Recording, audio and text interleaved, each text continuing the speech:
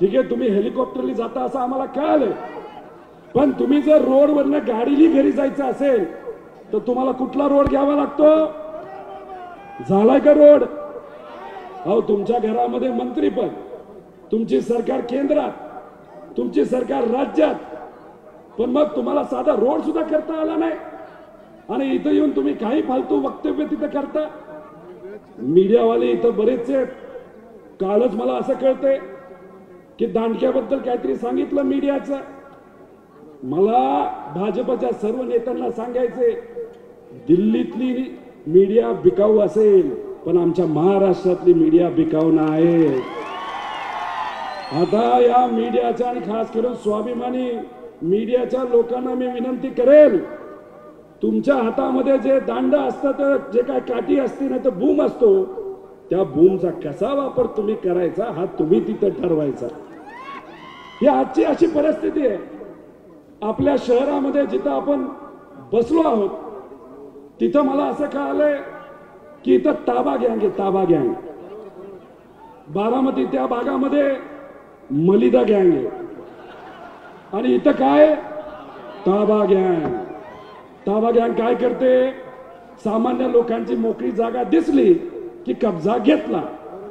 मला इथं असणारे जे सीओ जे अधिकारी त्यांना एवढं सांगायचे, अरे गरिबाच्या जागाचे काय ताबा गँग घेताय आणि त्या ताबा गँगला तुम्ही आज जर सहकार्य केलं, 2024ला इथं सरकार हे आपल्या विचाराचं येणार आहे, तेव्हा तुम्हाला सोडणार नाही. त्यामुळे सामान्य लोकांना त्रास कुणी इथं दिला नाही पाहिजे.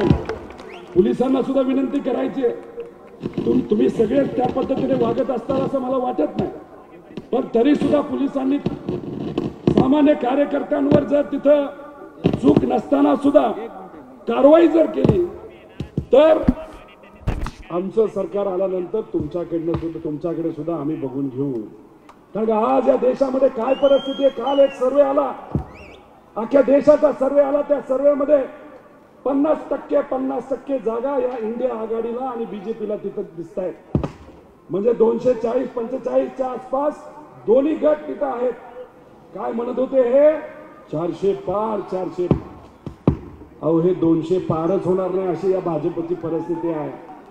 आणि जेव्हा 240-250च्या आसपास इंडिया आघाडीचे लोक निवडून येणारे खासदार या देशामध्ये, त्यामुळे जे कोणी मित्र पक्ष हे भाजप बरोबर आज गेलेले आहेत आणि भाजपने त्या मित्र पक्षावर अन्याय केलेला आहे, ते सुद्धा आपल्याकडे येतील आणि या देशामध्ये कोणाची तिथं सरकार येणार तर तुमची, आमची, सगळ्यांची इंडिया आघाडीची सरकार या देशामध्ये येणार म्हणजे येणार. अहो, चले जाव फक्त इथं होणार नाही, चले जाव उत्तर मध्ये सुद्धा होणार आहे. तिथं वातावरण लय भारी झालंय, तिथं मशाल येणार आणि इथं काय येणार? काय येणार? पण मी तुम्हाला विनंती करतो, अनेक लोक इथं दबंगगिरी दाखवतील, बूथवर ताबा घेण्याचा प्रयत्न करतील, तुम्हाला अडचणीत आणण्याचा प्रयत्न करतील, उगाचच कारवाई करण्याचा प्रयत्न तिथं करतील. पण दबंगगिरीची जी आजची परिस्थिती आहे ना, आपल्या या तालुक्यामध्ये आयटी सेंटर जसं आलंय ना, आले का नाही? आयटी सेंटर मध्ये कोण बसतं माहित नाही, पण खोटं आयटी सेंटर आहे. तसंच इथली दबंगगिरी सुद्धा खोटी आहे आणि तुम्ही जर एकत्रित आला तर दबंगगिरीला उत्तर तुम्हीच म्हणजे सामान्य लोक हे देऊ शकतात. तिथे MIDCचा प्रश्न आहे.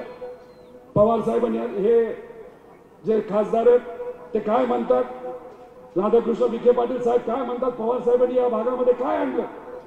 मला त्यांना एवढंच सांगायचं, गेल्या 50 वर्षामध्ये तुम्ही इथं काय आणलं तेवढं फक्त सांगा. इथं तुम्हाला मेडिकल कॉलेज आणता आलं नाही का? कारण तुम्हाला प्रायव्हेट मेडिकल कॉलेज तिथं पाहिजे होतं. अहो, इथं प्रत्येक MIDC जर कोणामुळे आली असेल तर आदरणीय पवार साहेबांमुळे आले आणि काँग्रेसचं सरकार असताना थोरात साहेबांनी त्यावेळेस पाठपुरावा केला होता. तर मग उगाच हवेतला गप्पा आता बंद करा. तुम्ही ज्या ज्या गावामध्ये जाता तिथे तुम्हाला लोक नाकारतायत, कुठेतरी समजून घ्या. आणि तुम्हीच आता म्हणलेला की या भागामध्ये फक्त तुतारीच वाजणार आणि हीच आजची परिस्थिती आहे. त्यामुळे मी तुम्हाला विचारतो, त्या सामान्य कुटुंबातल्या एका कार्यकर्त्याला दिल्लीला पाठवायचं का नाही पाठवायचं? नक्की का?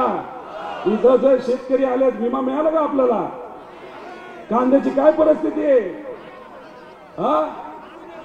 ऊसाची परिस्थिती वाईट आहे. एथेनॉल धोरणासाठी सुद्धा हे बोलू शकले नाहीत. अहो मराठा आरक्षणासाठी सुद्धा मराठी सोडा इंग्लिश मध्ये सुद्धा जर बोलले असते ना कदाचित आम्ही मांडलं असतं. आणि याच सरकारने आणि त्यांचे जे मित्र आहेत देवेंद्र फडणवीस साहेब त्यांनी काय सांगितलं होतं 2014ला बारामतीला येऊन आम्ही पहिल्या कॅबिनेट मध्ये काय करणार धनगर आरक्षण देणार. दिलं का त्यांनी? तुम्ही मराठा समाजाला फसवताय, तुम्ही ओबीसी समाजाला फसवताय, तुम्ही धनगर समाजाला फसवताय, तुम्ही लिंगायत समाजाला फसवताय. त्यामुळे तुम्हाला काय जमतं? फक्त फसवा फसवी जमते. आणि इथली जनता आता हे इलेक्शन ताब्यात घेतलं आणि इथं सत्ता बदल होणार म्हणजे होणार असा विश्वास या ठिकाणी माझ्यासारख्याला वाटतो. मला काही युवा भेटले, त्यांनी सांगितलं